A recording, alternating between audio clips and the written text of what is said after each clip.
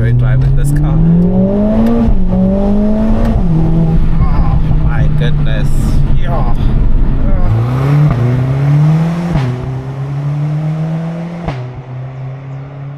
What's up guys, welcome back to the channel and welcome to a brand new video.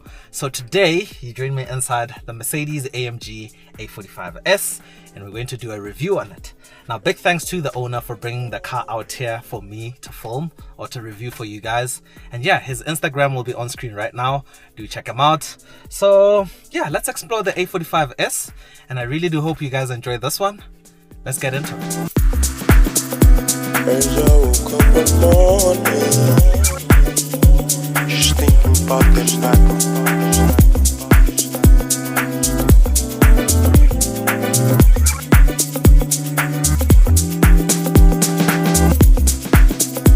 As I woke up one morning, just thinking about this night.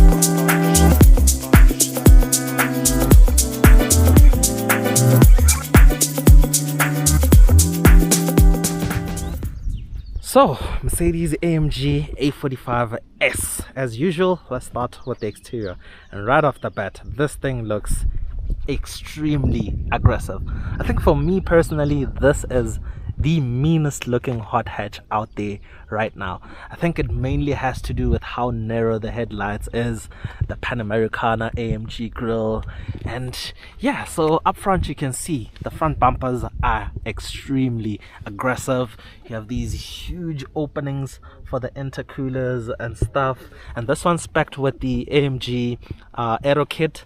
You get these canards on the front, you have a sort of front lip going on right there, and yeah, that is the front. Oh, not forgetting the AMG power domes on the bonnet. Yeah, it just looks like a mean shark in a way. If you come around to the side, so on a spec with these AMG multi-spoke forged rims, 19 inches, and behind there you can see some red brake calipers gripped by 6 pistons. That is a lot of pistons. So yeah, I mean, this car does need the braking power. So you have a Turbo 4MATIC Plus badge right there, and this one having night pack. You get the mirrors in gloss black, the window surrounds in gloss black, and getting back to the aero kit, you get this really huge rear wing. And yeah, I think this is the coolest looking wing out there on hot hatches, at least. Now at the back there is also a sort of rear diffuser going on with the aero kit. You get quad tailpipes with AMG badging on them, AMG A45s badging, and yeah, that is the exterior on the A45s. Let's check out the interior. Guys, before we get into the rest of the review, allow me to tell you about Hippo. Now, you don't want to drive this car without insurance, or any other car for that matter. So hop onto Hippo, where you can get to compare up to 12 insurance codes.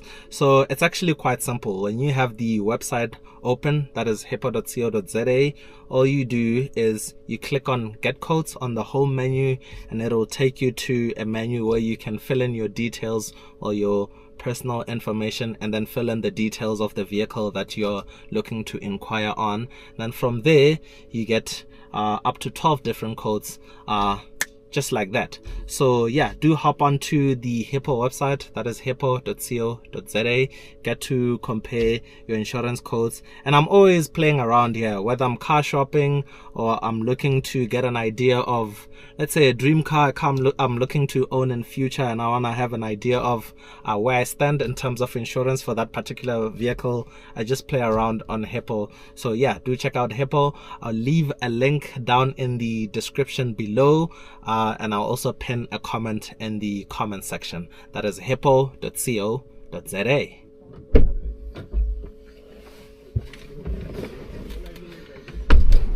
So guys, you joined me inside the interior of the A45s, and right off the bat I have to say, I think in terms of wow factor, this interior is still leading, well, at least in its class compared to its rivals and stuff. This just looks incredible. Like the finishing on the steering wheel, this metallic look on it, the aero style air vents, the layers of the dashboards, the two integrated digital screens, it's just insane, and it feels extra sporty with these seats as well, the AMG performance seats. So when you get inside here, on the door sills you have AMG badges which also illuminate at night, and like I already mentioned, this one is spec'd with the AMG performance seats, and they are wrapped up in leather and Alcantara. They're also heated too. So the steering wheel is this kind of squared off shape almost. It's also flat bottom. It has Alcantara grip points, and there are some very interesting controls on the steering wheel. I think I should actually put the engine on. Let's put the aircon on 1, the fan speed rather, because yeah, it's boiling. So on the steering wheel on the left side you have these 2 toggles that control a bunch of stuff. So you can put the exhaust in its sport setting, or you can put it in its more quiet setting. You can switch between manual and normal drive for the gearbox. You can cycle through the suspension setup, so you can cycle through comfort, sport, sport plus, all that jazz. You can also turn on and off the traction control, and you can also turn on and off the auto start stop. On the right you have a dial that controls the driving modes, so you can cycle through comfort, sport, sport plus and individual. And I quite like this because the controls are on the tip of your fingers basically, so they're easy to engage while you're driving. You don't have to faff around the center consoles or go into the screens. The instrument cluster is also quite interesting, but it's quite a shame that you didn't get the bigger screen as standard even on this top of the range AMG car. So this one comes with the basic smaller screen, which is a shame. I don't know why Mercedes chose to do that. And like the car is picking up on me saying Mercedes, or the voice control cancel. But what yeah, do you but yeah, that is the cabin on the A45s. In this video I just want to focus solely on the driving and the performance. So yeah, let's move on. So guys, let's get into the nerdy bits. So let's start with the engine. So this is the M139, that's the engine code. 2-liter turbo 4-cylinder, literally maxed out, 310 kilowatts, that is about 421 metric horsepower, and 500 newton meters of torque. It's also paired up to an 8-speed dual clutch transmission. Look at how big the turbo and the downpipe are. That is just crazy. So the front track is wider than on a normal A-Class. You can literally see it from this bit right here that helps with handling. There is a strut brace right here in the engine bay. See, it's labeled with an AMG badge just to stiffen up the whole chassis some more. There is a limited slip diff right here on the front, and there is that clever diff at the back that helps you engage drift mode. But I think we'll talk more about that during the drive. And yeah, that is the engine on the A45s.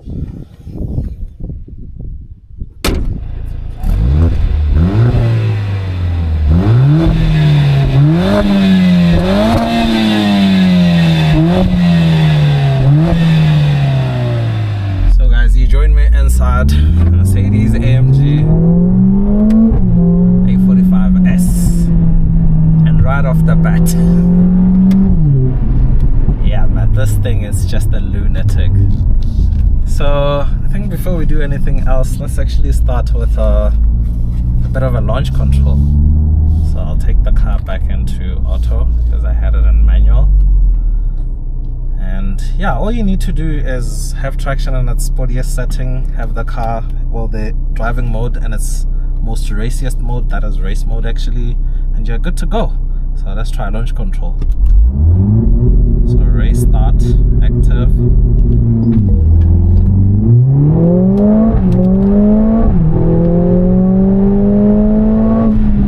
Didn't engage.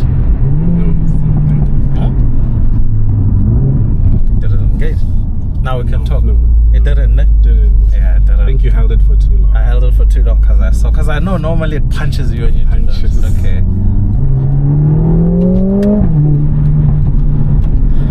Oh man. So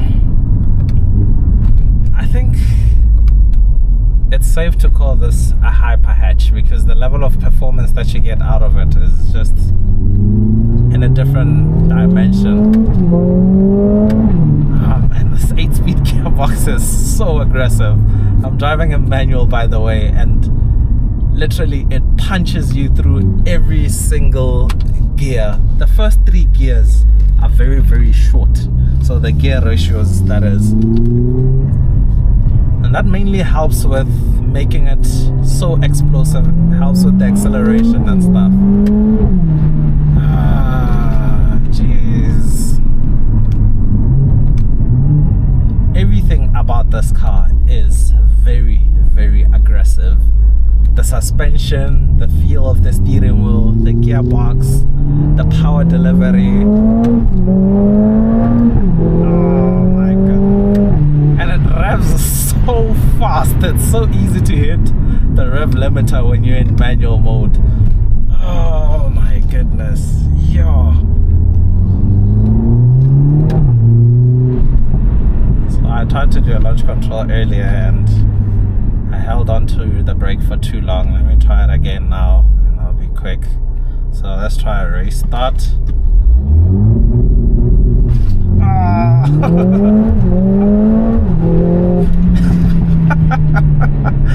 So the claimed 0 to 100 of this car is 3.9 seconds, and they can actually do it a bit lower. They can pull it in like 3.8, 3.7 there.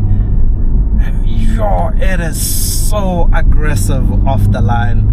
And in launch mode, that's where you actually experience how short the first couple of gears are, because it just punches through them like nobody's business. And that's what the shorter gear ratios mainly help with. That acceleration, it just accelerates quick through the gears, and yeah, it is so punchy. So here's something that is very interesting, and that is, how does it compare to its biggest rival, the 8Y RS3? And what I can tell you is this is a more engaging car in every shape or form. So the RS3 is still a very fun car to drive. The explosiveness that you get from that engine is just crazy. But this feels angrier.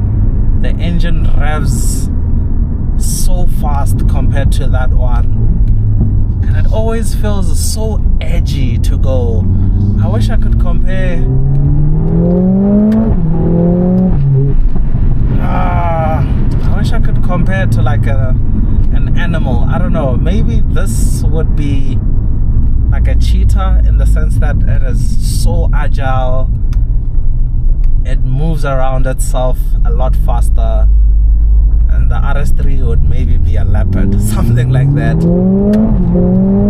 because it's a bit more muscular than the cheetah, and that would be in terms of their engines and their power deliveries and so forth. Actually, let me just make another U-turn.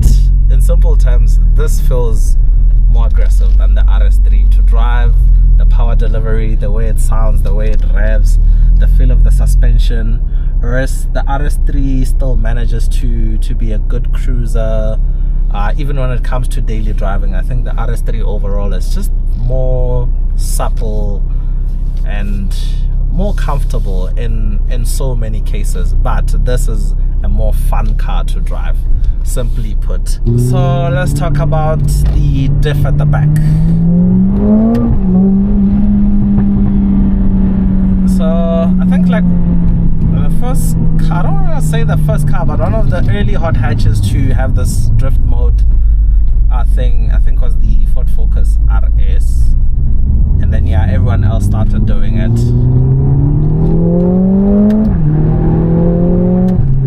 So basically there is a multi-clutch diff at the back that can send the power that is distributed to the rear axle to the inside wheel. So all of that power goes to the inside wheel, and it just helps the back of the car rotate, and it also allows you to have the drift mode. Oh my goodness, yeah. I can just imagine how fun this would be on a tight back road or a mountain pass. The crazy thing about this car is you have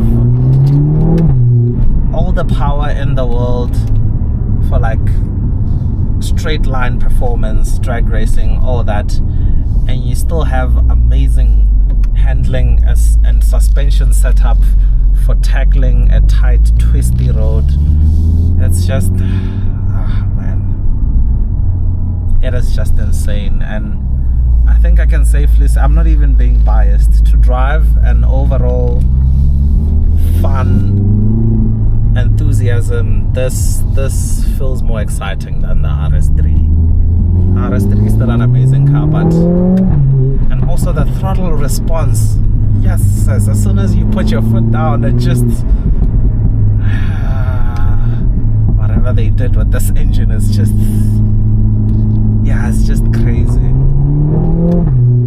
And the thing is, the way the car performs rather, it doesn't actually feel like the engine is being strained, even though the engine itself is literally pushed to the max from factory. Like, it delivers the power so well, like everything feels so efficient, and it just keeps on pulling, like that 500 Newton meters, yo. Oh my goodness. Oh man. And yeah, I don't think I have anything more to add to it.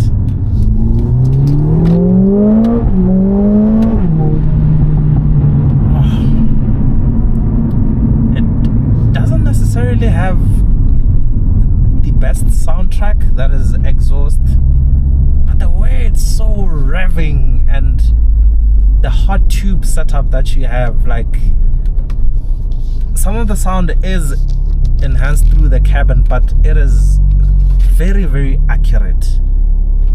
Like the note that you get inside here is the exact same note that you hear on the outside.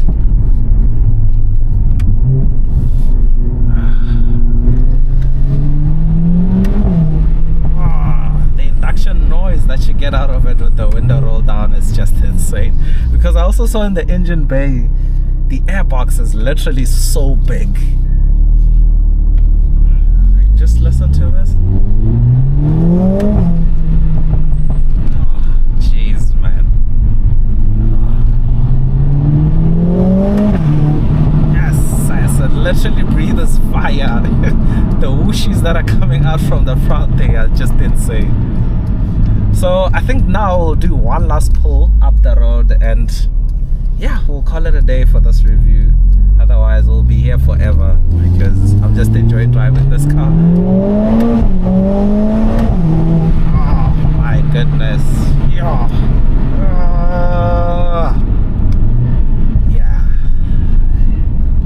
I literally lost for words. Literally lost for words.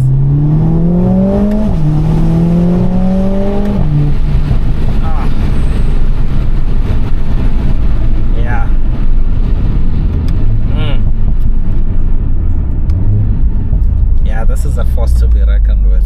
For all the Hothatches out there, oh, jeez. Yo. I think the other thing is the pricing on these has moved up a lot, so they're not really attainable, especially amongst young people. Like, they're really expensive, so not a lot of people get to experience a car like this.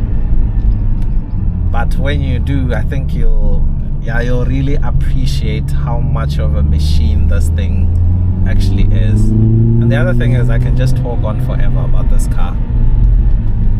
But yeah, that is it from me to you guys. I really do hope you guys enjoyed this review. One last gear change. And yeah, that's cheers from me.